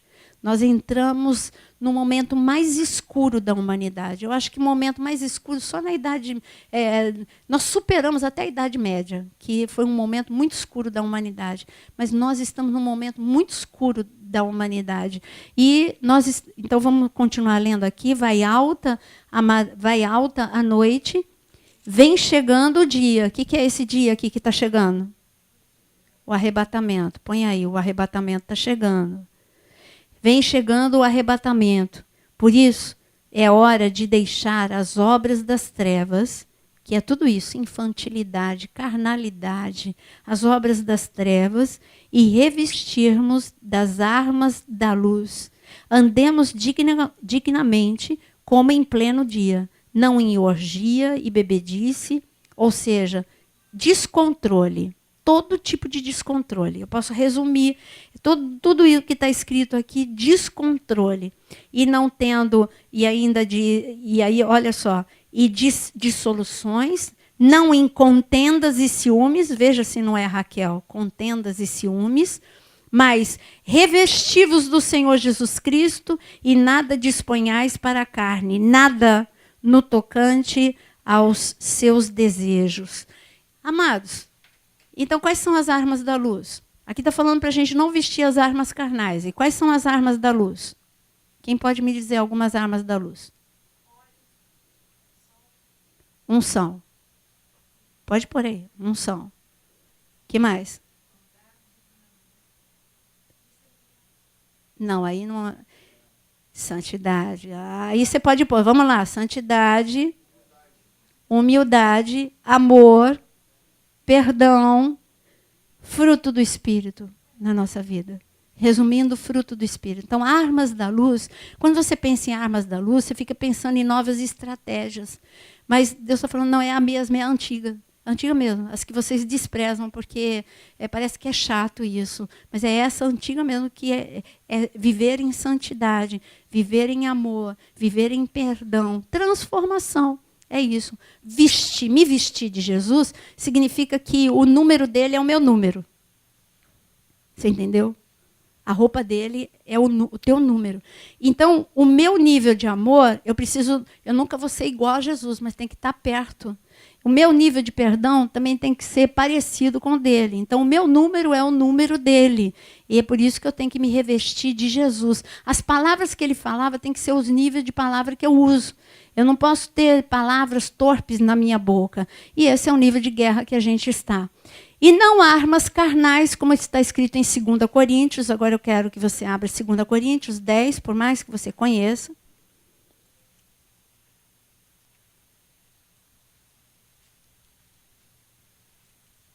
Em 2 Coríntios, capítulo 10.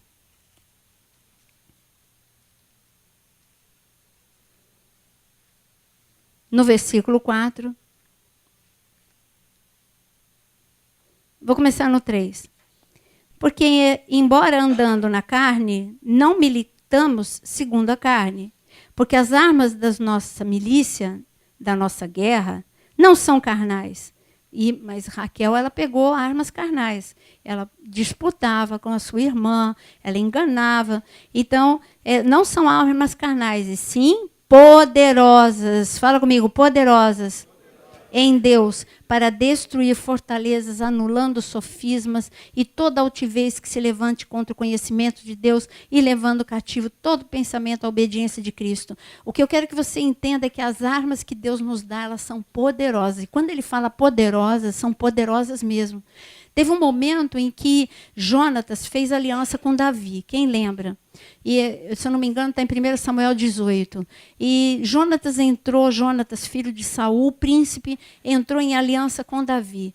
Ele deu a capa dele, ali ele era uma sombra de Jesus com a igreja guerreira. Davi é um guerreiro. E Jonatas deu aquilo que Davi não tinha. Davi não tinha capa de nobreza, não tinha capa de príncipe, mas Jonatas deu a capa dele e Jonatas deu as armas dele. E Jesus veio para a terra para dar a unção dele para nós. Por isso que ele disse que ele nos deu poder, que ele nos deu autoridade para pisar em serpentes e escorpiões e nenhum dano nos ser causado. Por isso que ele diz que ele veio para deixar... Ele deixou primeiro aquela imagem de Elias e Eliseu e a capa de Elias caindo sobre Eliseu, para a gente entender o que aconteceria quando ele viesse para a igreja. Que ele viria para deixar para a igreja que crê a capa dele, para nós fazermos coisas iguais ou maiores do que ele fez. Esse foi o desafio dele. Então ele veio para deixar armas poderosíssimas nas nossas mãos, nós que não estamos usando. O inferno tem muito medo das armas que a gente tem. O inferno tem medo do nível de unção que está liberado sobre as nossas vidas. Mas enquanto a gente não assume, ele aproveita para intimidar. Você vê? Aí você fala assim, mas você está falando nesse assunto, então você não tem esse problema. Eu não acabei de falar, que ontem a experiência que eu tive com o Mário, a primeira coisa, então eu vou falar de nome de Deus, eu acho que vai ficar mais tranquila a coisa, e eu acho que eu não tenho que mexer, não é hora de mexer no vespeiro. Mas isso aí Deus, parabéns, está sendo intimidada antes de começar o módulo. Então, é por aí que nós precisamos nos revestir da força de Cristo. Levanta a tua mão agora. Senhor, eu quero clamar sobre todos nós um novo nível de força, um novo nível de unção. Em nome de Jesus, eu declaro Senhor, que ninguém aqui ficará ou se sentirá intimidado, porque as armas que o Senhor nos dá são poderosas, poderosas para destruir, para derrubar, para anular, para cancelar. E nós aproveitamos este momento para destruir toda a obra de Satanás contra nós, todo plano, todo projeto, para anular, para cancelar na autoridade do nome de Jesus, todo plano projetado contra a nossa família, contra a igreja, contra as finanças, contra a saúde, seja queimado e destruído em nome de Jesus. Amém. Então Raquel, ela não usou as armas de Deus, mas ela escolheu as armas carnais, não escolheu as armas poderosas, por isso ela viveu derrota. Agora, abre um assunto, é o último, para a gente, Jeremias 31. É um assunto muito sério, em Jeremias 31. Então, esse é o último versículo que nós vamos ver.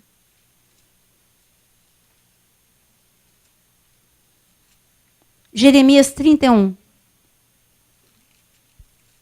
Existe um termo em escatologia que nós chamamos de angústia de Jacó, de Raquel.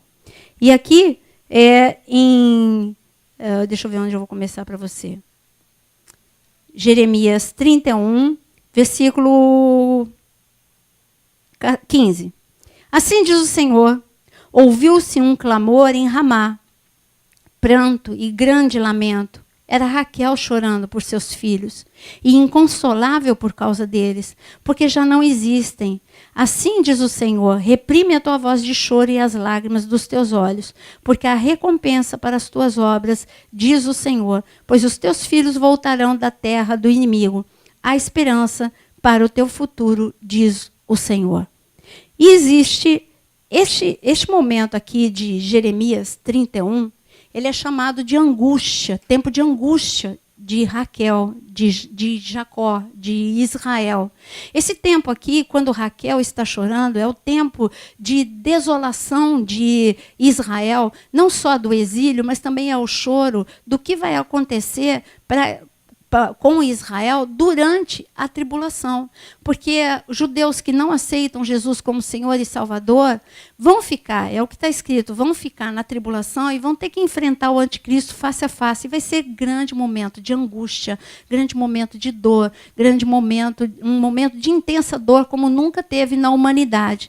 E como eu disse que Raquel é a figura, é a sombra da igreja carnal, a igreja carnal não vai subir.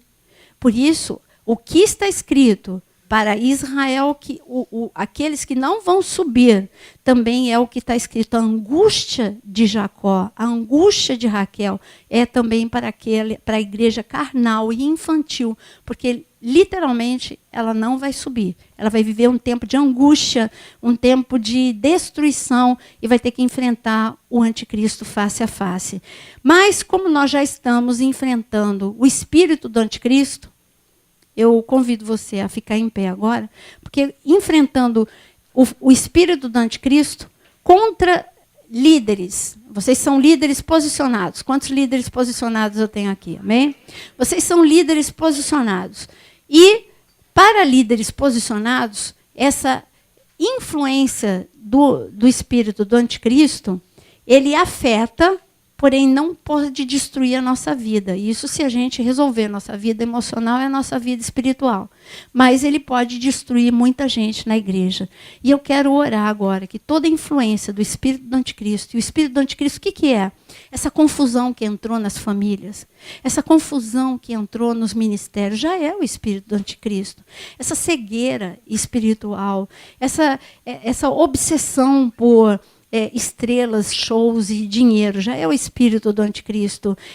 O homossexualismo é o espírito do anticristo. E quem está livre disso? Só o poder do sangue de Jesus para nos guardar.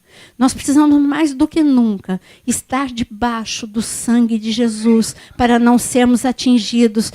O espírito do anticristo é isso. Demônios mais violentos foram liberados sobre a terra. Por isso o espanto noturno mais do que nunca sobre as crianças. Porque uma casta de demônios de hierarquia superior foi liberada sobre a terra. Um nível de guerra a igreja foi desafiada a um nível de guerra superior. Quando Davi foi desafiado, eles estavam acostumados a lidar, presta atenção no que eu vou falar. A nação de Israel estava acostumada a ter os filisteus como inimigos. Mas eles lutavam com homens da mesma altura deles. Eles lutavam contra homens com o mesmo nível de arma deles. Mas, de repente, o herói deles, um gigante, apareceu e disse: minhas armas são maiores do que todas e eu sou maior do que todos. Chegou esse momento sobre a terra. Desceu sobre a terra, foi liberado sobre a terra um nível de demônios que está olhando para a igreja, está desprezando a igreja não posicionada, assim como desprezou, escuta, Golias desprezou o exército de Deus. O exército de Saul era exército de Deus. Golias desprezou o exército de Deus, mas Golias teve que ser derrotado por um posicionado. E eu digo, na autoridade do nome de Jesus, que essas potestades de nível superior não podem tocar na tua vida. Porque está liberado sobre você unção maior. Está liberado sobre você armas mais poderosas. Em nome de Jesus. Senhor, em nome de Jesus, eu quero declarar que toda influência, que toda estratégia desses demônios mais violentos, de nível de guerra superior, eu digo que sejam desbaratados os nossos inimigos. Haja confusão no arraial dos nossos inimigos. Sejam eles derrotados da mesma forma como Golias. Em nome de Jesus, todos esses demônios que se levantam, grandes ou pequenos, contra nós, vão cair debaixo dos nossos pés. Porque, Senhor, é tempo da igreja prevalecer. É tempo da igreja se levantar com coragem, com ousadia, para derrotar aquilo que a derrotava, em nome de Jesus. Senhor, eu quero clamar mais uma vez, protege as nossas famílias, guarda os nossos lares, guarda, Senhor, os empregos, guarda a nossa saúde, guarda, Senhor, esta igreja, é o que nós clamamos em nome de Jesus. Amém. Senhor, nós louvamos o Teu nome, engrandecemos o Teu nome, por esse presente maravilhoso, Senhor amado, que Tu tens concedido à Tua igreja, Senhor. Que é a Tua filha, Senhor amado, tão dedicada, Senhor. Tão, ó Senhor amado, dedicada à Tua obra, tão dedicada, Senhor amado, a nós, rebanho, Senhor amado, desse grande pastoreio. Senhor, derrama da Tua unção sobre a vida da pastora Naira, Senhor. Renova as suas forças, Senhor. Ó Espírito Santo de Deus, cubra ela a cada instante, com o pastor Jonas também, Senhor, com o Teu sangue. Derrama do Teu poder, da Tua unção, que esse ministério cresça a cada momento de maneira poderosa, que a cada dia, Senhor, a Tua igreja venha avançar, ó Senhor amado, em nome de Jesus, ó Senhor, porque a Tua palavra diz que as portas do inferno não prevalecem contra a Tua igreja. Espírito Santo de Deus, nós Te louvamos, Senhor. Nós Te agradecemos, ó Senhor, por esse grande presente. Em nome de Jesus, que vive e reina para sempre. Amém. Obrigado, pastora, por tudo que a senhora